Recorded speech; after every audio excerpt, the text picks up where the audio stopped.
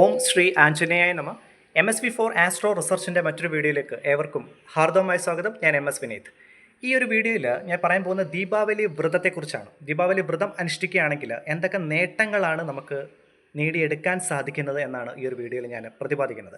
എൻ്റെ astrology related channel MS-V4 astro research നിങ്ങൾ ആദ്യമായിട്ടാണ് കാണുന്നതെങ്കിൽ ദയവ് ചെയ്ത് സബ്സ്ക്രൈബ് ചെയ്യുക. നിങ്ങളുടെ വിലയേറിയ അഭിപ്രായം കൂടി കമൻറ്റ് ബോക്സിൽ രേഖപ്പെടുത്തുക. നമുക്ക് വീഡിയോയിലേക്ക് കടക്കാം. ദീപാവലി 2025 ഒക്ടോബർ 20 തിങ്കളാഴ്ച ദിവസമാണ് ദീപാവലി വരുന്നത്. അപ്പം ദീപങ്ങളുടെ മാത്രം ഒരു ആഘോഷമല്ല ദീപാവലി. ദീപാവലി വ്രതത്തിന് കൂടി ഏറ്റവും പ്രാധാന്യമുള്ളൊരു ദിനം കൂടിയാണിത്. ദീപാവലി വ്രതത്തിൽ മഹാലക്ഷ്മി ദേവിയെ പ്രാർത്ഥിക്കുകയാണെങ്കിൽ പൂർണ്ണമായിട്ടും ധനപരമായിട്ടുള്ള തടസ്സങ്ങളെല്ലാം മാറിക്കിട്ടുന്നതാണ്. അതുപോലെ തന്നെ 14 വർഷത്തെ വനവാസത്തിന് ശേഷം അയോധ്യയിലേക്ക് ശ്രീരാമചന്ദ്രൻ തിരിച്ചു വന്ന ദിനം കൂടിയാണ്. അതായിട്ടാണ് ഇതിനെ കണക്കാക്കുന്നത്. അതുമാത്രമല്ല, ശ്രീകൃഷ്ണ ഭഗവാൻ നരകാസുരനെ വധിച്ച ദിനം കൂടിയാണ്. അപ്പം ഈ ഒരു ദിനം വ്രതം അനുഷ്ഠിക്കുകയാണെങ്കിൽ പൂർണ്ണമായിട്ടും ശ്രീകൃഷ്ണ ഭഗവാന്റെ അനുഗ്രഹം, അതുപോലെ തന്നെ ശ്രീരാമചന്ദ്രൻ്റെ അനുഗ്രഹവും മഹാലക്ഷ്മി ദേവിയുടെ അനുഗ്രഹവും നേടിയെടുക്കാൻ സഹായകരമാവുന്നതാണ്.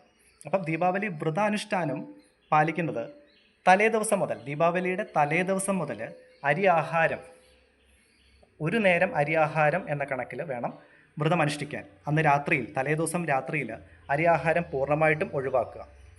അന്ന് സന്ധ്യയ്ക്ക് വിളക്ക് തെളിയിച്ച് വിഷ്ണു സഹസ്രനാമം, അതുപോലെ തന്നെ ശ്രീകൃഷ്ണ മന്ത്രം ജപിക്കാവുന്നതാണ്.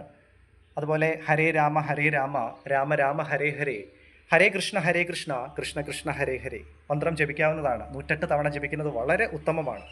അതുപോലെ മഹാലക്ഷ്മി അഷ്ടകം, അന്നത്തെ ദിവസം മഹാലക്ഷ്മി അഷ്ടകം തലേ ദിവസം സന്ധ്യയ്ക്ക് വിളക്ക് തെളിയിച്ച് 5 തിരിയിട്ട വിളക്ക് തെളിയിച്ച് നെയ്യ് ഒഴിച്ച് വേണം വിളക്ക് തെളിയിക്കാൻ.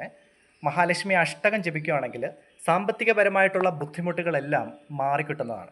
അതുപോലെ തന്നെ ദാമ്പത്യപരമായിട്ടുള്ള പ്രശ്നങ്ങൾ മാറുന്നതാണ്. കുടുംബത്ത് ശാന്തിയും സമാധാനവും ഐശ്വര്യവും ആർജിച്ചെടുക്കാനും അന്നപൂർണേശ്വരി ദേവിയുടെ പൂർണ്ണമായിട്ടുള്ള അനുഗ്രഹം നേടിയെടുക്കാനും സാധിക്കുന്ന ഒരു വ്രതം കൂടിയാണ് ദീപാവലി വ്രതം. അടുത്ത ദിവസം ദീപാവലിയുടെ അന്ന് ചെയ്യേണ്ടത് രാവിലെ എണ്ണ തേച്ച് കുളിക്കുക.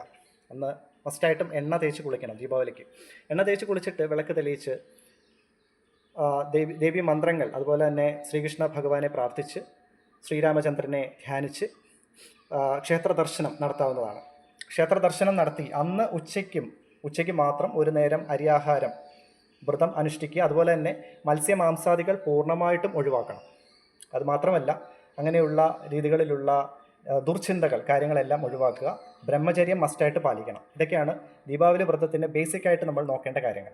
അപ്പം അന്ന് വൈകിട്ടും, ദീപാവലിയുടെ അന്ന് വൈകിട്ടും പൂർണ്ണമായിട്ടുള്ള വ്രതശുദ്ധിയോടുകൂടി ദേവിയെ പ്രാർത്ഥിക്കുക. അതുപോലെ തന്നെ വിഷ്ണു സഹസ്രനാമം കാര്യങ്ങൾ ജപിക്കുക. അടുത്ത ദിവസം ക്ഷേത്ര ദർശനം നടത്തി വ്രതം മുറിക്കാവുന്നതാണ്. തീർത്ഥം സേവിച്ചുകൊണ്ട് വ്രതം മുറിക്കാവുന്നതാണ്. ഇങ്ങനെയാണ് ദീപാവലി വ്രതം അനുഷ്ഠിക്കുന്നത്.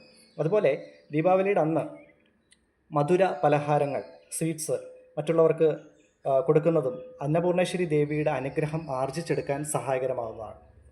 അതുപോലെ ഭാഗവതം മറ്റുള്ളവർക്ക് ദാനമായി കൊടുക്കുന്നതും വളരെ നല്ലതാണ്. അങ്ങനെയുള്ള ജന്മജന്മാന്തര ദോഷങ്ങൾ കാര്യങ്ങളെല്ലാം നിവാരണം ചെയ്യാനും സഹായകരമാകുന്നതാണ്. ഇതൊക്കെയാണ് ദീപാവലി വ്രതാനുഷ്ഠാനത്തിൻ്റെ ബേസിക്സ് ആയിട്ടുള്ള കുറച്ച് കാര്യങ്ങൾ. എൻ്റെ ആസ്ട്രോളജി റിലേറ്റഡ് ചാനൽ ആദ്യമായിട്ട് കാണുന്നവർ ദയവ് ചെയ്ത് സബ്സ്ക്രൈബ് ചെയ്യുക. എൻ്റെ ദീപാവലിയുമായി ബന്ധപ്പെട്ട പൂജാ പ്രാർത്ഥനയിൽ നിങ്ങളെ കൂടെ ഉൾപ്പെടുത്തി പ്രാർത്ഥിക്കണമെങ്കിൽ നിങ്ങളുടെ പേര്, നക്ഷത്രം, ജീവിതത്തിൽ അനുഭവിക്കുന്ന ക്ലേശങ്ങൾ, ബുദ്ധിമുട്ട് എന്താണ്, അതുകൂടി ജസ്റ്റ് ഈ വീഡിയോയുടെ കമൻറ്റ് ബോക്സിൽ ഒന്ന് രേഖപ്പെടുത്തുക. തീർച്ചയായിട്ടും നിങ്ങളെ കൂടി ഉൾപ്പെടുത്തി തീർച്ചയായിട്ടും നിങ്ങളുടെ നന്മയ്ക്കും ഐശ്വര്യത്തിനും വേണ്ടി ഞാൻ പ്രാർത്ഥിക്കുന്നതാണ്.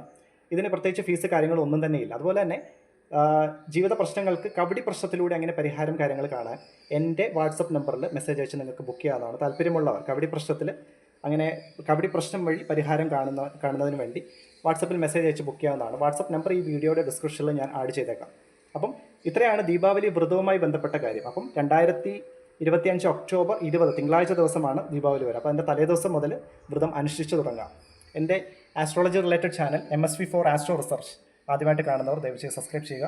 എല്ലാവർക്കും നന്മയും ഐശ്വര്യവും നേരുന്നു. നന്ദി, നമസ്കാരം.